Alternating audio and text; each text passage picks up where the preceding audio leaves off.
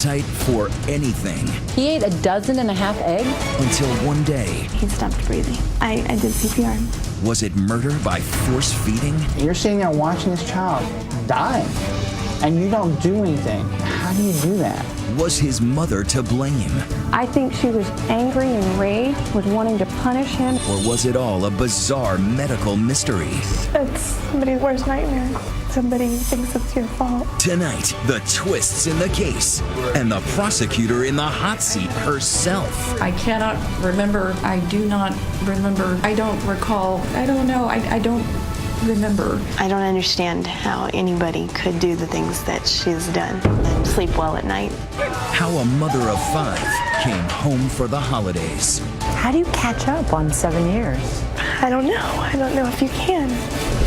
Here now, David Muir and Elizabeth Vargas.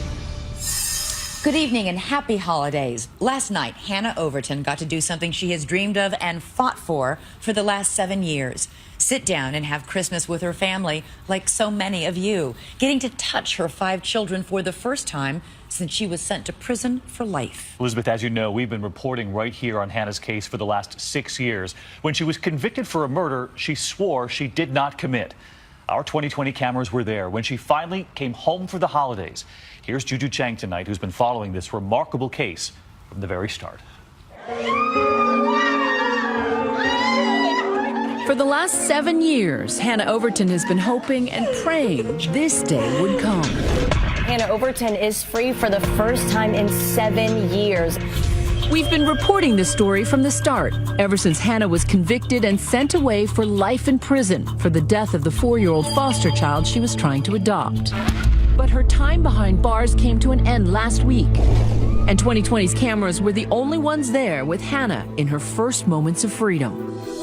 But to understand the intensity of this moment, you have to go back to the summer of 2006 when this story began with a little boy named Andrew. What are you looking for, Andrew? I'm looking for that. All Andrew Bird ever wanted was a family to call his own. All Hannah and Larry Overton ever wanted was a home filled with children. I wanted 3, and she wanted 6, and so we're at 5 now. So I guess she's winning. The devout Corpus Christi couple fell in love as young missionaries. They started a family, but always talked of adopting. When the Overtons met Andrew in 2006, it seemed like the perfect fit. We knew that there were a lot of kids out there that didn't have, as we told our kids, mommies and daddies that loved them. 4-year-old Andrew had been born to a meth addict and placed in foster care at the age of 2 due to abuse and neglect. His foster mother attended the same church as the Overtons, so Andrew got to know the kids through Sunday school. My girls said, well, Andrew's praying for forever mommy and daddy, and forever family. At the time, Hannah and Larry had 4 biological children: Isaac, age 8, Isabel, 6, Allie, 5, and Sebastian, 2. The young family lived off Larry's modest salary from a landscape lighting business, but they made it work. She homeschooled. He built furniture. Even though Hannah became pregnant with a 5th child, they volunteered to become Andrew's forever family. I guess for us it was very exciting to be able to give that love to somebody who needed it. It's your trusting God to move. Pastor Rod Carver and his wife Noreen noticed an immediate change in Andrew. If you saw him around the church, Andrew was always with his brothers and sisters. Andrew would tag along on Larry's feet all the time. Every time I would see him, he would just be right behind him, just right on his feet. But within a few weeks of Andrew moving into their home, Hannah and Larry say they began to see some odd behavior. I started noticing that he was hoarding food, that he was stealing off the other kids' plates, wanting to eat more, and getting upset when mealtime was over. Describe when you caught him eating things, inappropriate things. Anything, hair, anything that he found, he would try and put in his mouth. He also would eat the cat food, the dog food, out of the trash can. Despite their concerns, the Overtons hoped Andrew's habits would improve with time. And I had also been told by our caseworker that, adopted children will have problems. So you gave him a break? Yeah. But Andrew's behavior never changed. According to the Overtons, it got worse. Obsessive eating, excessive tantrums. Just 4 months after Andrew moved in, the unthinkable happened. He was throwing a fit for quite a while, and then he threw up. Then Andrew stumbled to the floor, complained of being cold, and started shaking. Hannah says she suspected the flu and asked her husband to come help. She wrapped Andrew in blankets and tried to warm him up. He still continued to say he was cold. My husband and I put him in a warm bath. The Overtons say it wasn't until an hour and a half later that they saw no improvement in his condition. This was no flu. He was breathing kind of congested. It's kind of like a gurgling sound in the back of his throat, and he was moaning. They put Andrew in the car and raced to the hospital. Why didn't you call 911?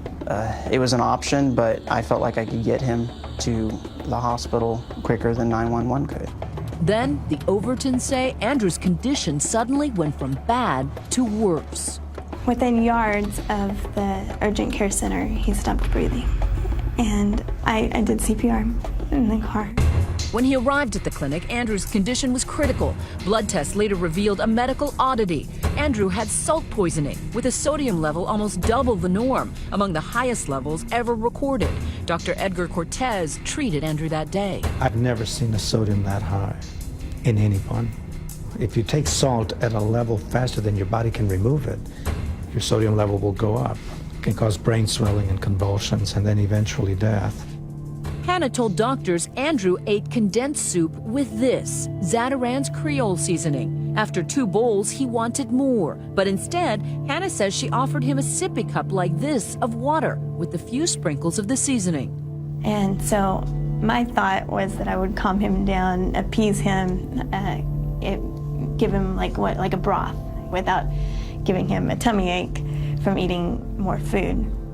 But that story didn't add up to the medical staff. One doctor calculated it would take at least 23 teaspoons to get Andrew's sodium level that high. And there was something else suspicious, unexplained bruises and scratches on Andrew's body. The medical staff had obviously been alerted, saw something, said, hey, we need the police here. Corpus Christi Police Detective Michael Hess got the call that day. As their son lay in a coma, Hannah and Larry were taken here to police headquarters for questioning. It's extremely, extremely important how he behaved, what he did, and then what measures you took. I think I already did. Well, okay, because there must be some things missing.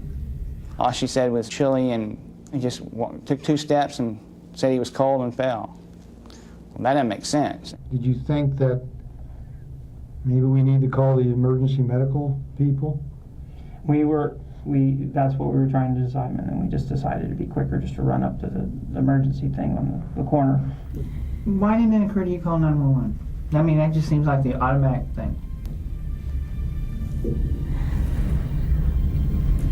I don't know. You're sitting there watching this child dying, and you don't do anything. How do you do that? I don't understand that. The toxic levels of sodium caused Andrew's brain to swell and his organs to shut down. On October 3rd, 2006, the day after he was admitted to the hospital, Andrew Bird died. How did you learn of his death? We had been told that we couldn't come back to the hospital, so we sent my mom and my stepdad and my pastor up there, and we sat with him. There was a reason Hannah and Larry were banned from Andrew's bedside. To investigators, the Overtons weren't grieving parents, they were prime suspects.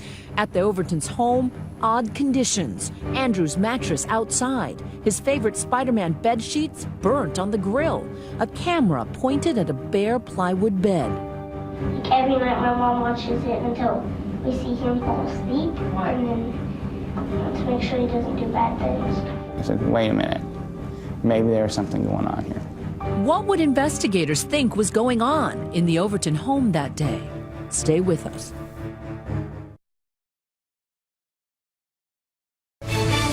"2020 continues with Home for the Holidays. Once again, Juju Chang. Hannah Overton says she loved 4-year-old Andrew Bird, but prosecutors believe she fatally poisoned the young boy with the Cajun spice and water last October.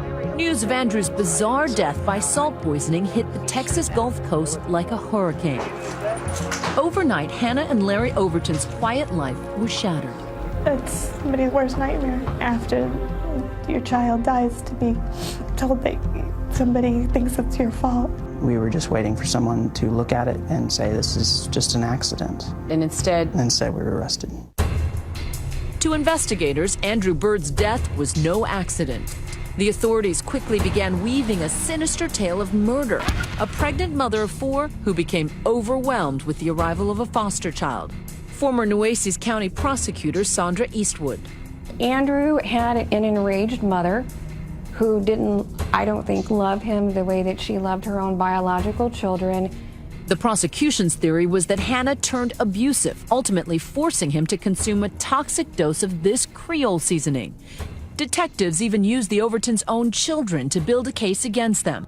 Investigators believe these interviews with an 8-year-old Isaac, obtained exclusively by 2020, seem to prove there were unusual forms of punishment. You get pepper? Yeah, pepper. What does that mean? It's like spicy and it hurts your mouth. We have a security camera, but that's facing his bed. Like every night my mom watches it until we see him fall asleep. Why? And then to make sure he doesn't do bad things. It's a little odd. You adopt a child and you watch the child through a security camera because he's always in the bed. All these things started like adding up like pieces in a puzzle. The odd circumstances found at the Overton home were detailed in these arrest warrants, describing a virtual torture chamber. This case boils down to a woman who tortured a child, making him sleep on rough plywood, burning sheets, becoming so enraged she forced him to have 23 teaspoons of hot pepper, and then watching him die in agony for 2.5 hours. A grand jury charged both Hannah and Larry Overton with killing Andrew Bird, capital murder, an automatic life sentence in Texas because Andrew was under the age of 6.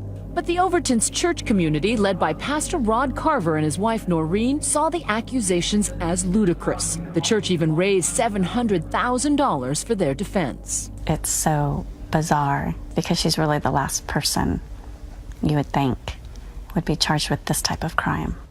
While Hannah and Larry awaited separate trials, Hannah gave birth to a baby girl, Emma. But child welfare placed all 5 children with loved ones, allowing the couple only supervised visits. From day 1 of Hannah's trial, prosecutors attacked Hannah's seemingly calm, motherly demeanor and made her out to be an abusive monster. A comment someone made was that it appeared that this child had been in a fight with a porcupine. I remember some kind of injury that was there. I remember there was either bruising on the elbows or the knees. And there was more damning testimony, this time from Andrew's foster mother before he lived with the Overtons, Sharon Hamill. Andrew was not a difficult child to take care of. At least he was not when he was with me. I used to keep fruit and things on the table, and I never had Andrew take anything off of the table and hide it or eat it. But Hannah told the jury the exact opposite. We did have problems with him. He had real obsession with eating. When mealtime was over, it almost always ended in tears. Hannah and Larry say they first tried giving Andrew as much as he wanted to eat, and his appetite was often startling. I think I made him 1.5 dozen eggs and a bunch of bacon, and he would eat. He ate to the point where he threw up. He ate 1.5 dozen eggs? After he had thrown up. And then he said, see, you're too full, you're throwing up, that's why you don't have room in your tummy, that's why it's coming back out. But the defense introduced a medical mystery, suggesting Andrew might have pica, a strange eating disorder marked by obsessive appetites, sometimes for things that aren't even edible. According to the Overtons, in one sitting, Andrew would eat 5 bananas or an entire jar of pickles. And people outside the home also witnessed Andrew's bizarre eating. Christina Velasquez, his Sunday school teacher at the time, says she had to move the trash can away from Andrew. When it came time for craft, he would try to eat the glue. He would try to get things out of the trash and put in his mouth. And she told the jury the marks on his body may have been self-inflicted. He was always picking at his scabs. If he had a little bug bite, he would scratch it so much that it would start to bleed. And what about the odd circumstances in the Overtons' house? That camera pointed at his bed, for instance. Hannah says it was just her way of coping after a family car crash, which put the pregnant mother of 5 on bed rest. Hannah says the child video monitor helped her make sure Andrew was safe while she was recovering from her injuries. His eating problems escalated. Just everything just got 10 times worse. And Andrew's behavior the day before he died, say the Overtons, became even more disturbing. It started as another tantrum.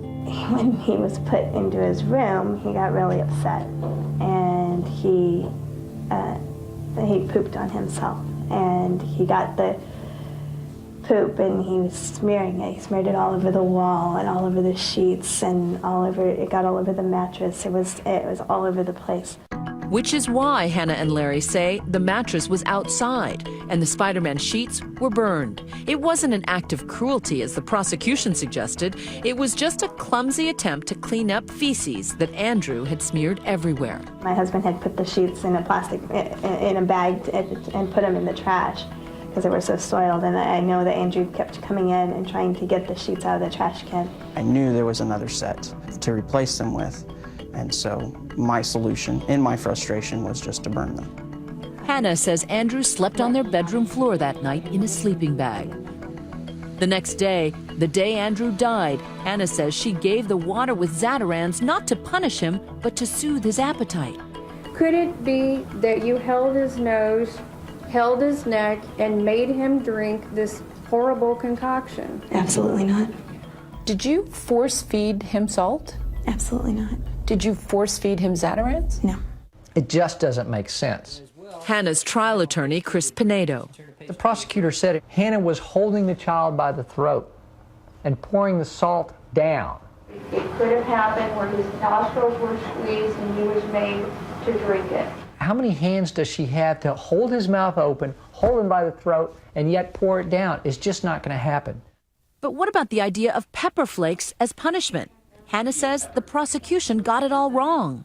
It's a very, very different situation. A long time ago, we had a pastor that suggested that you get the Pizza Hut pizza flakes and put one on their tongue. They weren't forced to ever eat it. It was just stick your tongue out, get the pepper flake like that, and then take it off. It's a very quick reminder that we can hurt others with our tongue. But if Andrew wasn't punished with seasoning, where did the salt come from? Hannah says she's still haunted by something she might have missed that day while recovering from the car accident. I had taken a Tylenol codeine and I dozed off for a minute. And when I woke up, Andrew wasn't there, so I went to go see where he was, and he was in the pantry. He was trying to get into something on one of the top shelves. I think that it was either the salt or the pepper, but I'm not really sure exactly. With Hannah facing life in prison, which version of events would the jury believe? We, the jury, find the defendant, Hannah Ruth Overton. That's next.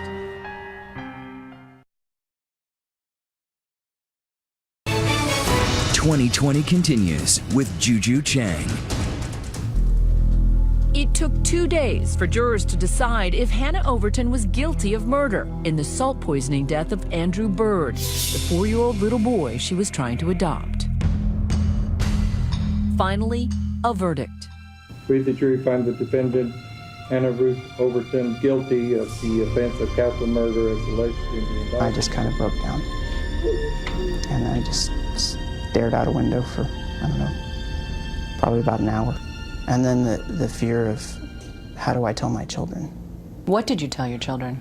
I sat them down and I told them, you know, some people believe that Mom hurt Andrew, and so they've said she has to go to jail. Hannah was given a life sentence without the possibility of parole. Her husband, Larry, later pled no contest to negligent homicide in return for just 5 years probation. It's early 2007. Hannah is sent here, a prison 300 miles away from her home. She tells us at the time that the pain of seeing her children through prison glass, unable to hug or even touch them, is almost unbearable. What are those visits like? They sing to me and we pray together, and then they go home. And they usually leave, all of us usually leave in tears. In the aftermath of Hannah's trial, her church supporters were left stunned. How was she convicted? Did the jury fully understand what the judge was asking them to decide? To find Hannah guilty, jurors had to believe either of two scenarios: that Hannah force-fed Andrew Bird salt knowing it would kill him, or that she neglected to get medical help fast enough, knowing that he was dying. Do you feel like, given what Andrew was doing, that you had reason to call 911 and rush to the hospital? If we had known what was going on inside his body, yes, but we didn't. From what was going on, from what we saw, it didn't look like he was as sick as he was. All 12 jurors agreed that Hannah didn't get the help Andrew needed. We sat down with two of them. I don't believe it was her intention to kill him, but I just feel that if Andrew would have gotten help sooner, he would probably be alive today. But I mean, we're never going to know that. I mean, and then she eventually killed him because she didn't seek medical help. But both jurors may have missed a key issue. Did Hannah know Andrew was dying, or that it would kill him if she didn't get help? Do you think that she intentionally withheld medical attention in order to kill that child? That's something that we'll never know. I mean, we'll just never know that, because we heard a number of times you saying, we'll never know. And so it raises the question of reasonable doubt. Is there any reasonable doubt in this case? I don't think there is. Do you think she deserves to spend the rest of her life in jail? No. She didn't mean to hurt her child, she didn't mean to kill him, but she's spending the rest of her life in jail. Why? That was her only choice, and a lot of us believed involuntary manslaughter. But the jury couldn't consider manslaughter. They had only two options: capital murder or not guilty. The prosecution did offer a lesser charge, but Hannah's defense team rejected it because they never believed the jury would find Hannah guilty. Hannah and her attorneys weren't the only ones surprised by the verdict. These two doctors, both experts in the case, one for the prosecution, the other for the defense, feel Hannah Overton was wrongly convicted. I was stunned when I heard that she had been given capital murder. I was just at a loss for words. Dr. Edgar Cortez, the same pediatrician who treated Andrew at the ER and later consulted with the prosecution, says he always believed Andrew's death was accidental, not murder. I told the prosecutor, I hope you're going to come forward with a charge other than capital murder. I don't think Hannah intentionally tried to kill Andrew Bird. Cortez says he also disagrees with the prosecution's portrayal of Andrew as a perfectly healthy child. He says he saw developmental problems even before Andrew went to live with the Overtons. The only physician that treated Andy while he was alive and who was aware of problems that he had was me. And I think that testimony might have given the jury an understanding that perhaps he was not a totally normal child. But the jury never got to hear those opinions. Just to be clear, you're not being paid by the Overton defense team. Absolutely not. I wouldn't take a penny from them.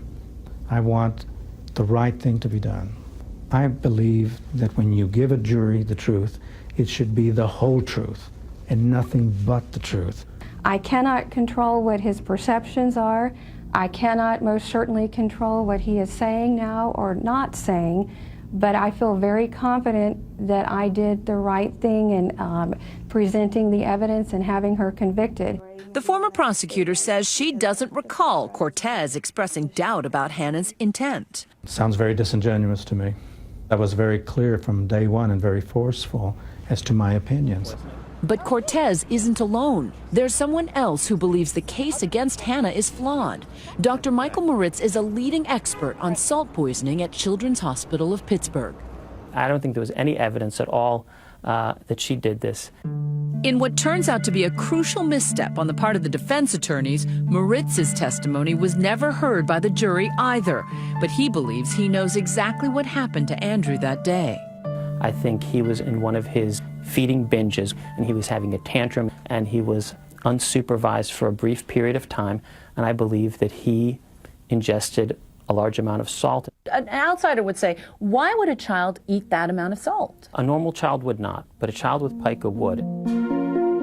Dr. Moritz has researched extensively about salt poisoning and its connection to pica.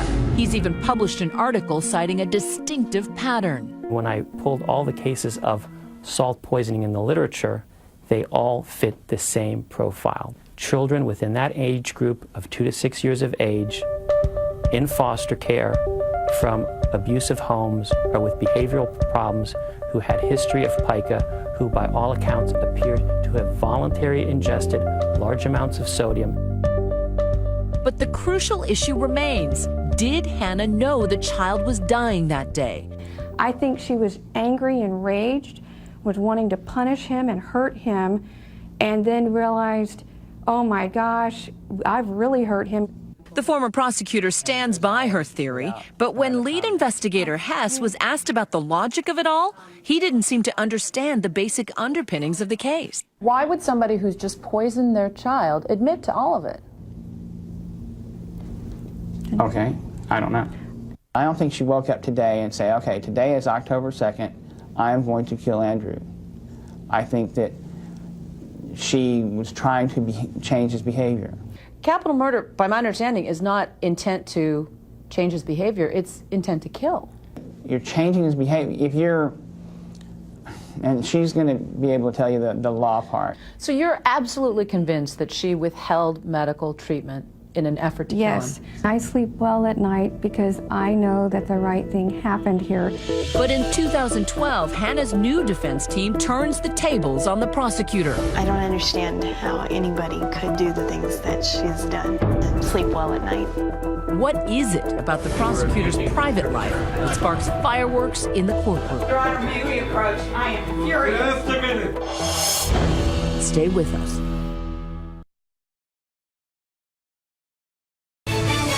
We return to 2020. Once again, Juju Chang. Hi, Hannah. Hey. Nice to meet you. In the 6 years 2020 has covered Hannah's case, the mother of 5 has remained steadfast in her faith and confident her conviction would be overturned. Never during our visits with Hannah has there been anger or resentment, not even towards the woman who helped put her behind bars, Sandra Eastwood. I don't know what her intentions were, what her motive was behind it, but I've chosen to forgive her because I can't hold on to that bitterness. Good morning. Have a seat, please. Hannah's appeal for freedom, led by defense attorney Cynthia Orr, hit several roadblocks before finally winning a new hearing in 2012. At the center of the appeal, those 2 doctors who spoke to 2020 and believe that Hannah is innocent. Dr. Edgar Cortez, finally on that witness stand, insisting he told his concerns about Andrew's health to the prosecutor. I felt like the prosecution had its own theory about what happened. And did you fit that theory? I'm the one that felt that he had other kinds of neurological problems. Cortez says his suspicions are backed by this report, an evaluation of Andrew Bird by child development specialists back in 2005, before he went to live with Hannah. Do these developmental delays make him mentally younger? Yes. Make him in danger of accidentally harming himself by eating bad things? Yes. Also, finally getting a chance to testify, Dr. Michael Moritz, that salt poisoning expert, telling the court exactly what he told 2020 6 years ago. The most likely scenario was that Andrew ingested the salt all on his own. And what about the prosecution's argument that Andrew died because they didn't call 911? Moritz says even if they had, there was little anyone could do to save Andrew. Do you have an opinion whether or not there was any delay by Hannah or her husband that caused any harm to Andrew? My opinion is no. Do you think Hannah Overton knew her child was dying? No, I don't believe she did. I think most people would never suspect salt poisoning, since it's something that very few pediatricians or emergency room in the country have ever encountered. In fact, it took more than an hour once Andrew Bird arrived at the hospital for doctors to determine he had salt poisoning. Before they figured it out, medical staff actually added fluids containing sodium in an effort to revive him.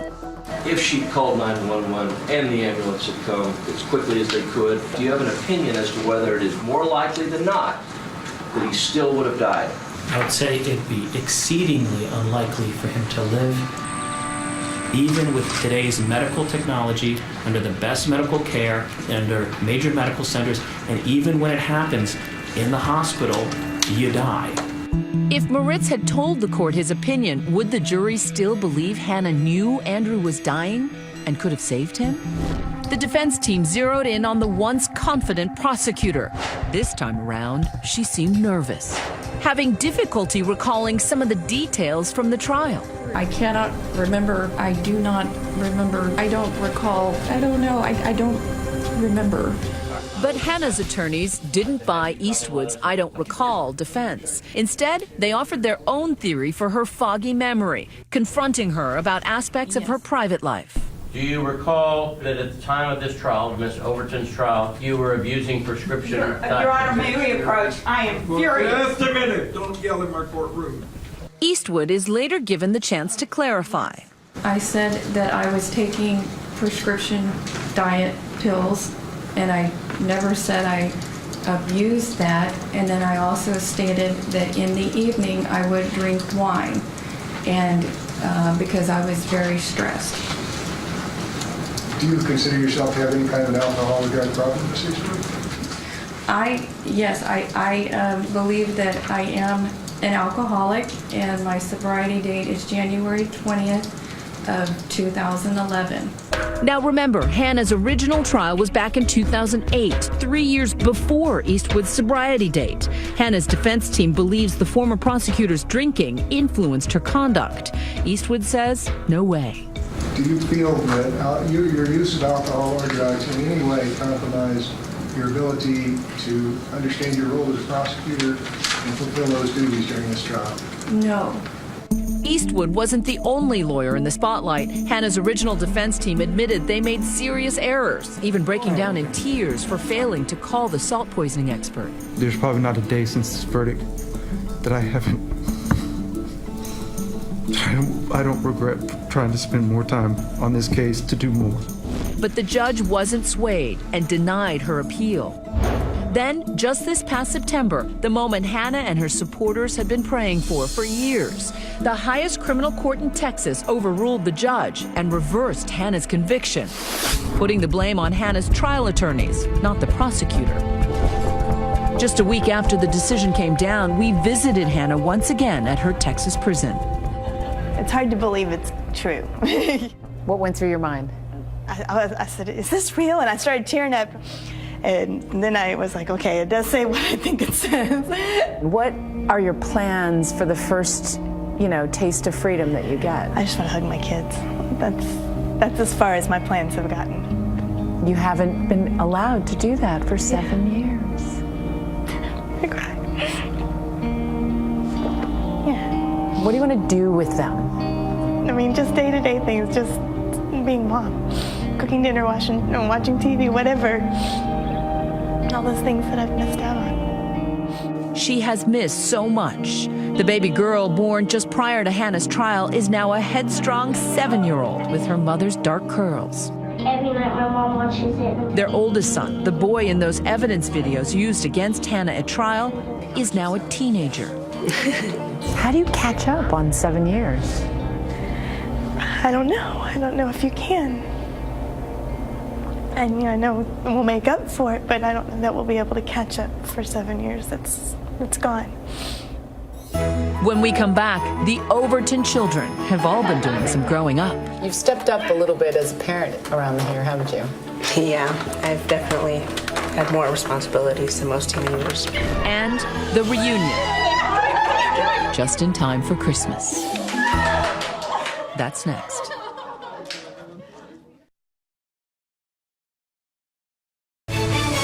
Now, more of 2020's Home for the Holidays.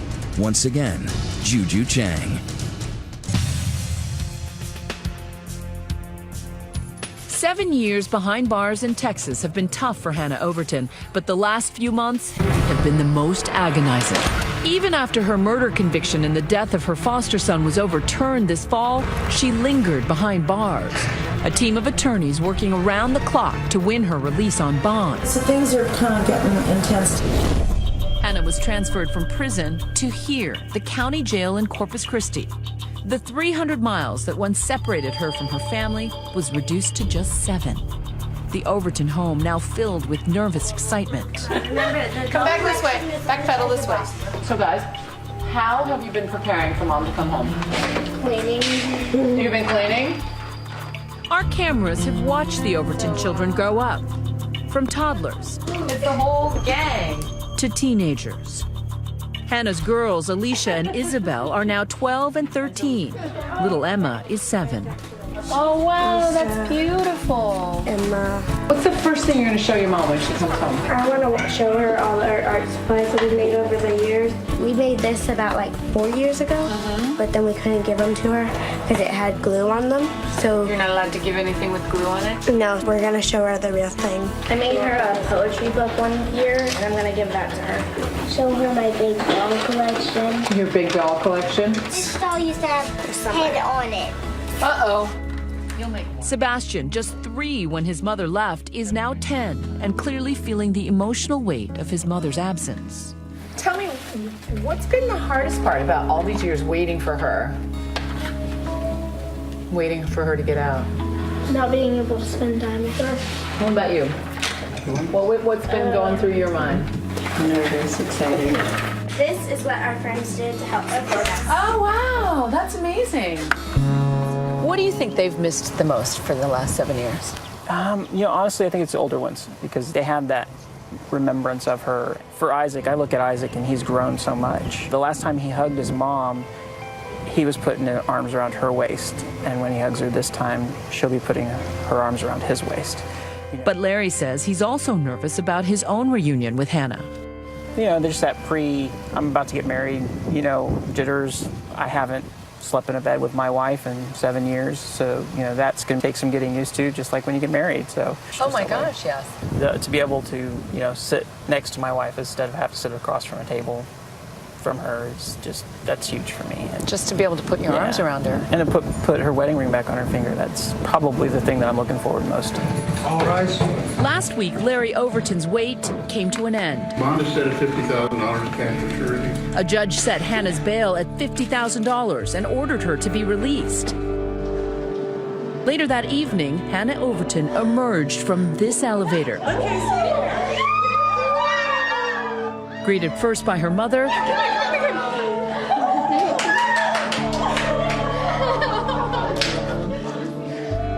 then into the arms of her 2 eldest children, Isabel and Isaac.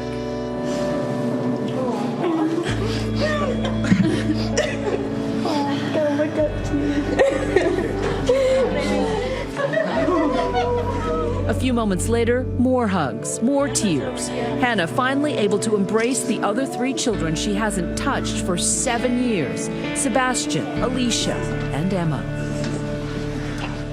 And yet, the reunion is bittersweet. Hannah was able to put her arms around 5 children, including her little niece, but she still feels she is the mother of 6.